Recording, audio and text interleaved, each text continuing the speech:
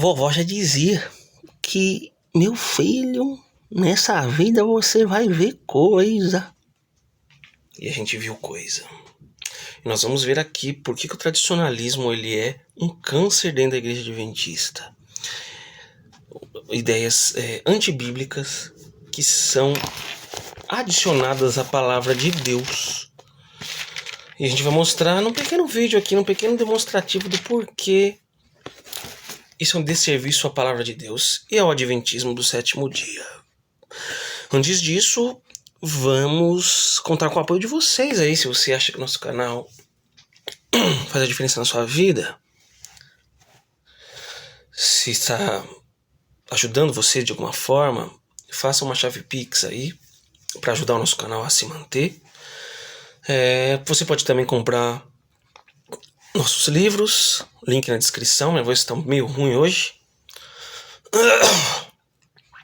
Então, a gente conta com o apoio de vocês, beleza? Ou comprando um livro, ou fazendo chave Pix, ou também você também pode, né, principalmente inscrever-se no canal, deixar o seu like, deixar o seu comentário e compartilhar esse vídeo com outras pessoas. Essa é a missão que eu deixo para você.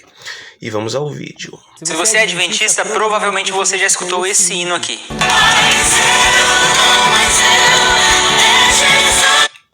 Já ouvi.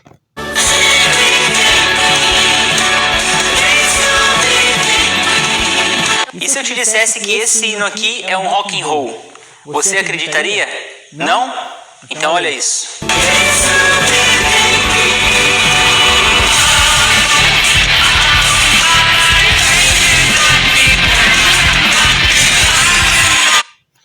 O hino que está cantando na igreja não é um rock and roll. Esse louvor que ele está colocando aí é um rock and roll. Agora resta saber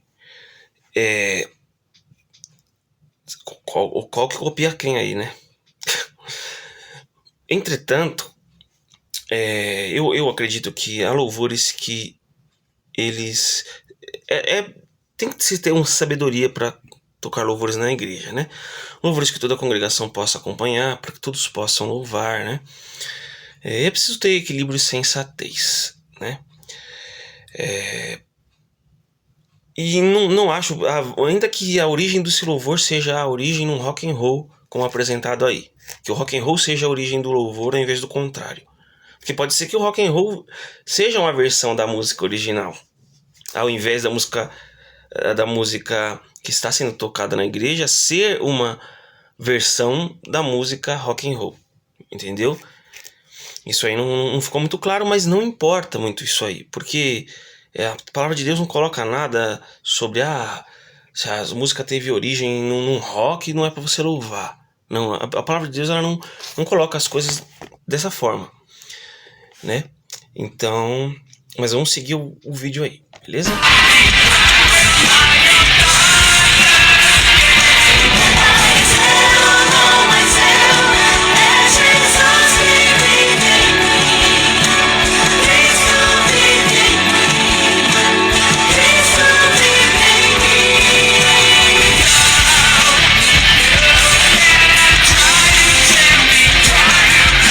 E aí, qualquer semelhança é mera coincidência? Ou de fato esse louvor é um rock and roll? Provavelmente você já ouviu. Não, o que é tocado na igreja não é esse rock and roll pesado, né? Esse rock and roll é bem pesado, inclusive, né?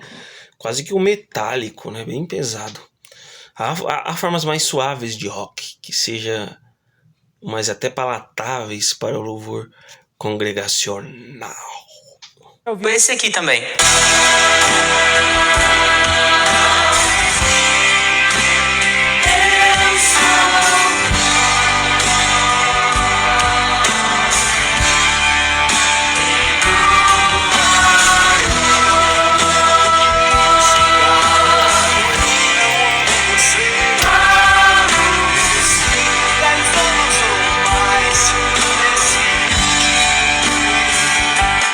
É só porque o ritmo é igual. É o ritmo igual do Raul Seixas, né? Não é nem o ritmo, né? A melodia da música, assim. Eu não sou, assim, eu canto música, mas não sou um expertise em música, tá? Mas com certeza, pelo que eu consegui ouvir até agora, tem algumas semelhanças, mas não é totalmente igual, tá? Não é totalmente igual. Tem músicas que inclusive tem acordes semelhantes e não faz uma outra igual, né? Então aqui viajou legal, né? Pegou uma outra música que parece ter ali algumas semelhanças de melodia, de ritmo, e quis comparar as duas. Sendo que essa que é tocada na igreja é bem calma, bem mais tranquila, né? Do que essa que ele tá. E essa daí também, né? Essa daí, se você for pensar, é bem mais tranquila do que a anterior que ele colocou, né? Que é mó metálico e tal. When the night is out. E aí, os tradicionalistas ficam loucura, ficam inflamados com o discurso desse rapaz aí, né? A Bíblia nos diz em Ezequiel 22, 26 o seguinte: os seus sacerdotes transgridem a minha lei e profanam as minhas coisas santas. Eles não põem diferença entre o santo e o profano, nem mostram diferença entre o imundo e o limpo. Curta esse vídeo e deixe um comentário com a...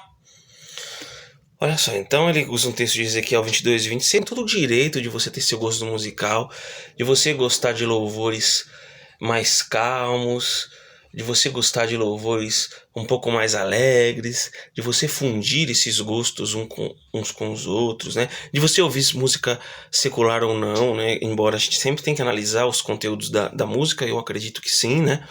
Que existem músicas gospel que contém erros teológicos crassos que músicas seculares não têm, né? A gente tem que pensar nisso também. Mas ele usa um texto que fala de santo e profano. E ele tira esse texto do contexto. Por quê? Porque o tradicionalismo ele é raso, ele é superficial, porque ele não tá para defender a Bíblia e a verdade. Ele tá para defender a sua opinião, baseada em seus gostos e predileções pessoais. É isso que o tradicionalismo é. Ele é boiado na nostalgia do passado. E tradição não é princípio, embora existam tradições que são muito benéficas. O problema é que quando a tradição ela é elevada a um patamar de princípio bíblico, onde você trata aqueles que têm um gosto diferente do seu como do diabo, como satânicos, como que mistura o santo com o profano. Mas veja só, o verso 26 ele está dentro de um livro da Bíblia. Não sei se você sabia, Lucas. Esse livro é o livro de Ezequiel. Esse livro ele tem um contexto que foi escrito. O autor tinha uma intenção ao escrever este livro. E nenhuma das intenções é corrigir o jeito que Israel louvava a Deus. Então como que você pode pegar um texto que não fala sobre isso no seu contexto e usar para defender a sua opinião musical? Olha só. Olha como é grave isso. É que a gente tem alguns... No próprio capítulo você vê, você não precisa ser... Essa questão tão superficial, tão rasa, que basta você ler o livro de Ezequiel e você não vai encontrar nada de profano, que é profano relacionado à música. Você pode procurar na Bíblia inteira, e eu desafio você a buscar que o problema do santo com profano é você tocar a música com bateria, ou você tocar uma música mais parecida com rock, etc. Não tem isso na Bíblia. Não tem. Certo? Então, o que Ezequiel aponta aqui no capítulo 22, por exemplo? Tá? A gente vai ficar no capítulo 22, mas aqui Ezequiel ele tem um livro inteiro aqui onde você pode analisar os pecados que Israel comete. E nenhum deles está dizendo sobre Israel, você está tocando música errada dentro da igreja, né? Vamos lá, no capítulo 22, por exemplo, aqui ele lista alguns pecados que Israel comete, as abominações que Israel comete, né? No verso 2 fala, o Senhor fala para Ezequiel, faz-lhe conhecer, pois, todas as suas abominações. Aí no verso 3 fala de derramamento de sangue e idolatria, né? Que eles faziam ídolos para adorar, como influência da época ali. Os cananeus tinham esse costume, Israel estava bem no meio dos povos cananeus e acabaram tomando esse costume para si, né? No verso 4 continua falando de derramamento de sangue, de ídolos, né? Inclusive tinha sacrifícios a Moloque, né? Que as pessoas levavam seus filhos lá para sacrificar, né? E os príncipes, né? O verso 6 fala dos príncipes de Israel, que o objetivo deles é derramar sangue, né? O verso 7 fala do desprezo ao pai e à mãe, as extorsões praticadas contra o estrangeiro e as injustiças para com o órfão e a viúva, né? Desprezaste as minhas coisas santas e profanaste os meus sábados, né? Homens caluniadores se acham no meio de ti para derramar sangue, né? Caluniam, mentem, né? Oferecem uma carne ali para o ídolo e comem dessa carne, participando da adoração a ídolos, né? Cometem perversidade. No verso 10 fala que descobrem a vergonha de seu pai e abusam da mulher no prazo da sua menstruação. Olha só, coisas graves, abomináveis. O outro comete abominação com a mulher do seu próximo, né? Adultério. O outro sai com a própria nora, o sogro sai com a nora.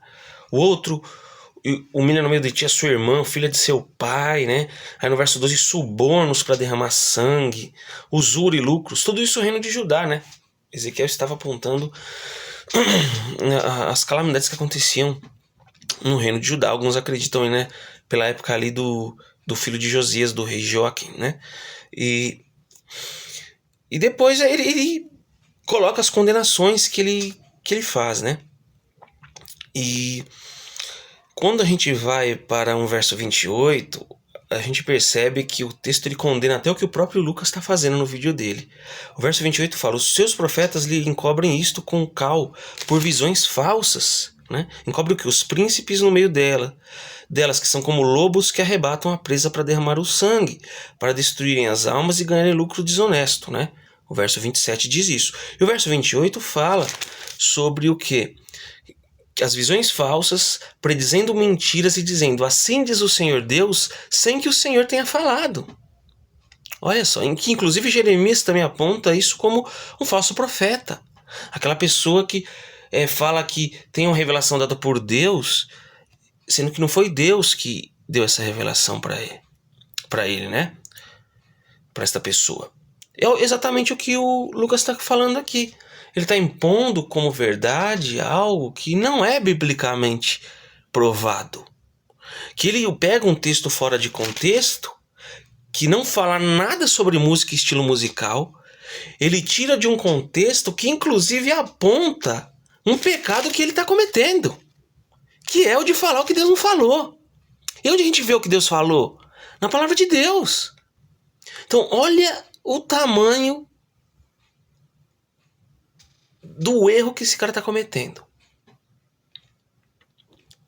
Mas basta ser um pouco profundo, não precisa nem ser um nato conhecedor. Basta ler a Bíblia. Né? Se a pessoa ela apresenta um texto para você, para defender um negócio meio esquisito, você vai lá no contexto, lê os textos antes, lê o texto depois, lê o capítulo inteiro, lê o livro de Ezequiel inteiro, se precisar. Lê a Bíblia inteira, se precisar. Mas não vai comprando discurso baseado em um texto só, onde o texto é um mero apetrecho para você defender o que você gosta como critério de santidade ou critério de profano, entende? Então o tradicionalismo, o seu erro mais grave, essa questão aí de apontar que só pode música com piano, não pode bateria, tem certas músicas que é um pouco mais agitada que não pode. Sabe o que está por trás disso? É muito mais do que você pode ver na superfície. Está a deturpação da palavra de Deus. E é isso que o tradicionalismo faz dentro da igreja adventista. Ele deturpa a palavra de Deus para impor as suas visões aos outros, como os fariseus faziam, acrescentando aproximadamente 613 leis em cima do mandamento do sábado. Olha que coisa grave. E essa é a base do tradicionalismo. É a deturpação da Escritura. A Escritura sendo deixada de lado. Portanto, na sua base, o tradicionalismo já começa errado. Se o que a pessoa fala não tem base na Bíblia, já era, meu amigo. Ele citou o Manual da Igreja aqui. Mas o Manual da Igreja, olha o que diz aqui. Devemos evitar qualquer melodia que tenha características de jazz, rock ou formas híbridas relacionadas a esse ritmo. Manual da Igreja, página 166. Eu faço uma pergunta para você: o que vale mais, a palavra de Deus ou o Manual da Igreja? Porque se você for pegar a história da Igreja Católica, por exemplo, colocava a opinião da Igreja acima da Bíblia. Então, você não está sendo adventista do sétimo dia defendendo essas coisas. Você está sendo um católico do sétimo dia, talvez. Porque você está usando o concílio da Igreja e colocando acima da Bíblia. Então, entre o Manual da Igreja e a Palavra de Deus, eu fico com a Palavra de Deus. É simples assim. Se você quer ficar com o Manual da Igreja, beleza. Mas nem com isso você fica, né? Não, peraí. Nem com isso você fica?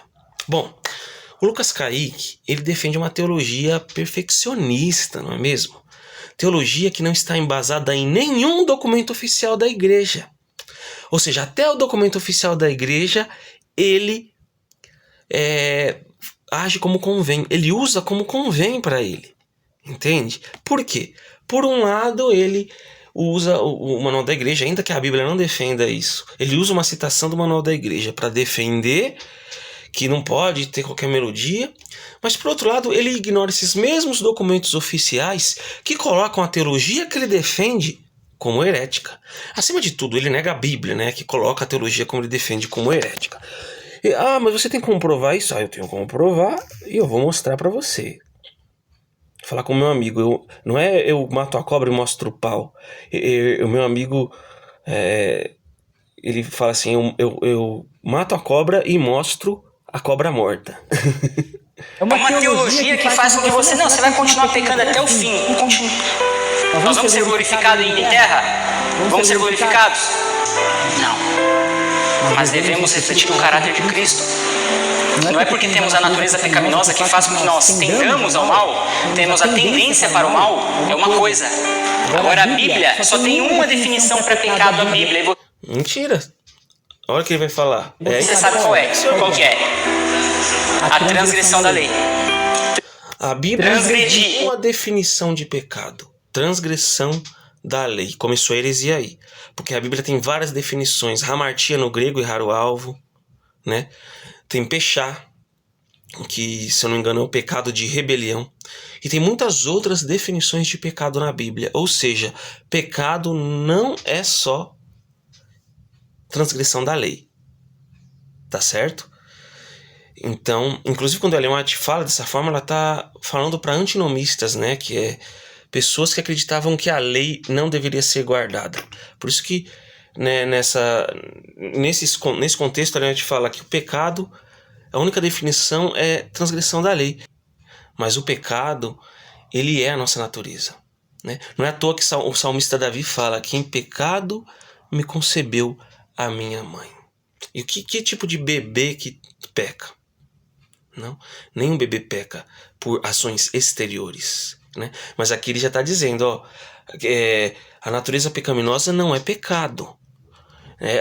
Há uma só definição de pecado, a transgressão da lei. Olha o título do vídeo: podemos parar de pecar? Mentiram para você sobre. O ato é pecado, a natureza não é pecado. Ela me influencia para pecar, mas eu posso resistir à tentação. A Bíblia diz, você sabe disso. Se disserem para você que tirei do contexto, pegue. E quando o apóstolo Paulo fala em Romanos que o pendor da carne o faz errar, né? Esse pessoal, ele não estuda realmente o que diz o livro de Romanos, né?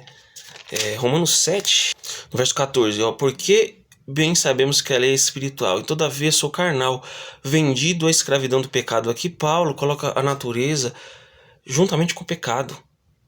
O que ele é carnal? Ele é a natureza dele. Isso, consequentemente, o faz vendido à escravidão do pecado, né? Porque nem mesmo compreendo o meu modo de agir, pois não faço o que prefiro, sim o que detesto.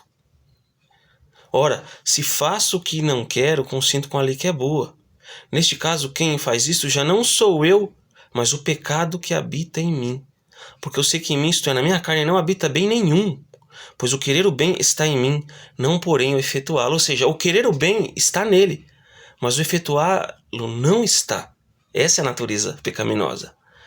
Então, como você consegue fazer a justiça se é uma natureza que guerreia dentro de você, para que você cometa o pecado, né? Logo, essa natureza, ela é pecaminosa, ela é um pecado, né? Porque não faço o bem que prefiro, mas o mal que não quero, esse faço. Então a pessoa pode preferir querer o bem, mas a natureza é tão forte que às vezes faz ela agir contrário ao que a lei de Deus aponta. Aí no verso 21 fala: então, ao querer fazer o bem, encontro a lei de que o mal reside em mim. Então ele quer fazer o bem. Ele quer, mas ele não consegue por causa do mal que reside nele. Ou seja, a natureza pecaminosa, ela é um pecado. Ela nos condiciona a pecado. Eu não peco só quando eu cometo um pecado. Eu estou na condição de pecador. Eu nasci, como o salmista diz, em pecado concebeu a minha mãe. Eu nasci em pecado. É a condição que eu nasço, esse defeito de fábrica que habita em mim, já me torna pecador. Ou seja, é algo muito mais profundo que o perfeccionista aí está querendo vender para você. Olha só, porque no tocante ao homem interior, verso 22 do capítulo 7 de Romanos, tenho prazer na lei de Deus, mas vejo nos meus membros outra lei que, guerreando contra a lei da minha mente, me faz prisioneiro da lei do pecado que está nos meus membros. Ou seja, a lei que guerreia dentro dele, a natureza faz ele ser prisioneiro. Então como é que você pode, eu posso parar de pecar porque a natureza pecaminosa não é pecado. Mas aqui diz que essa lei, essa natureza que está dentro de mim, ela guerreia a ponto de me fazer pecar. Então é pecado sim. É pecado sim. Certo? Em nenhum momento você vê aqui que não, é possível parar de pecar. Não tem nenhum texto bíblico que eles usam lá, seja santo porque eu sou santo. Não, como que é? Sede vós perfeitos, porque perfeito é vosso Pai Celeste. Eles usam para dizer, você pode ser impecável aqui na terra. Olha o que está dizendo aí, para ser perfeito como Deus. E aí você vai para o contexto ver que o original grego da palavra perfeito é teleios, que é maduro, um cristão maduro, não um cristão impecável. Né? E ser perfeito, quando você vai a alguns textos anteriores, é amar os vossos inimigos. Então não tem nada a ver com o estado de impecabilidade, né? Não tem nada a ver com o estado de impecabilidade. E tem muitos outros textos aí que a gente pode apontar, né? Que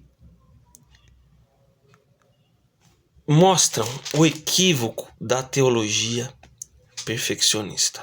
No verso 6 do capítulo 8 de Romanos, porque o pendor da carne dá para a morte, mas o espírito para a vida e paz. Verso 7, por isso o pendor da carne é inimizade contra Deus. O que é o pendor da carne? É a natureza. A carne pende a fazer um mal, pois não está sujeito à lei de Deus, nem mesmo pode estar. Aqui está falando da natureza. Então, como a natureza pecaminosa não é pecado, se essa natureza, conforme a palavra de Deus, ela é inimiga contra Deus, ela não está sujeita a Deus e nem mesmo pode estar. Percebe?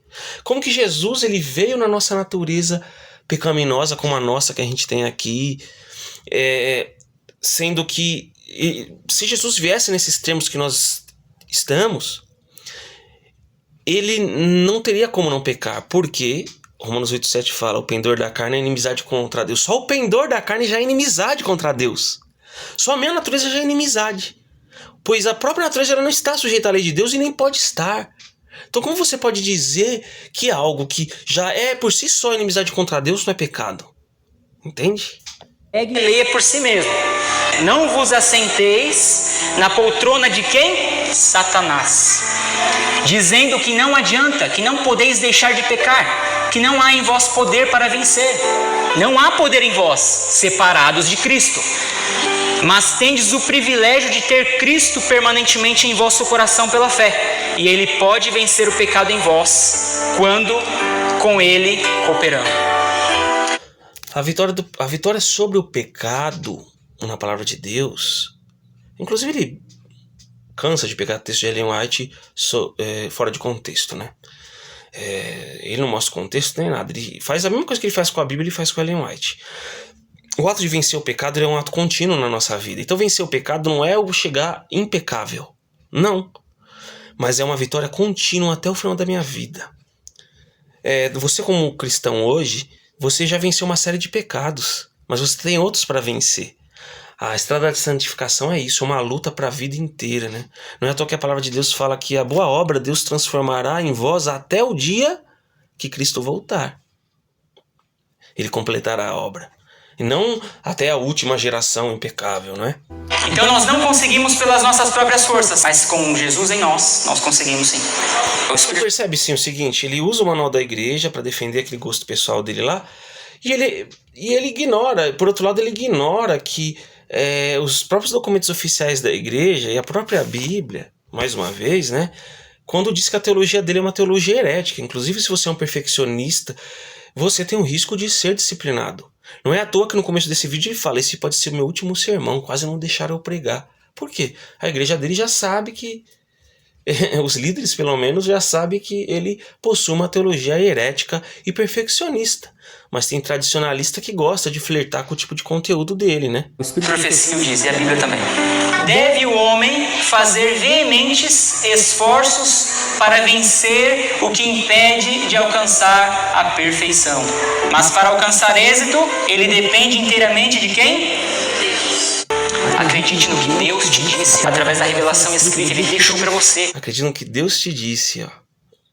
Você vê o que a gente leu aqui no livro de Ezequiel, que a pessoa fala que é Deus que disse, mas deturpa o que Deus disse. Não useis no púlpito o que a irmã White diz como base das suas próprias declarações. Depende inteiramente de... Deve o homem fazer veementes esforços. E isso faz parte da caminhada de santificação. Isso não significa que esses esforços eles vão culminar num estado de impecabilidade antes da volta de Jesus. Ela própria fala que para alcançar isso depende inteiramente de Deus, né? Depende inteiramente de Deus e não de nós mesmos, né? Que é contrário ao que eles defendem aí, uma certa justificação pelas obras, né? De quem? Pela soja. Eu nunca falei, eu nunca vou te dizer que você pode ser salvo pelas obras, mas através do poder de Cristo, do poder de Deus na minha vida, nós devemos. O problema é que Deus, nenhuma parte da Bíblia fala que vai ter uma geração impecável para vindicar o caráter de Deus, né? Porque Deus tem que ser salvo pelo ser humano, né? E aí você vai ser perfeito, impecável antes da volta de Jesus. Então você está dizendo que Deus não disse, certo? Você está dizendo que Deus não disse, está colocando palavras na boca de Deus, né? Buscar a perfeição de caráter, se desgarrar da árvore do fruto proibido. Nós recebemos a graça de Cristo e dizemos: agora eu estou salvo, e continua lá conversando com a serpente, comendo do fruto. Não, agora eu estou salvo, agora é só esperar o dia chegar, agora eu vou ser salvo. A graça chegou, continua comendo do fruto. Eles tratam assim, né? Quem discorda da teologia perfeccionista deles é um liberal sem vergonha, progressista, que acha que você pode pegar à vontade, que não tem problema, mas não é.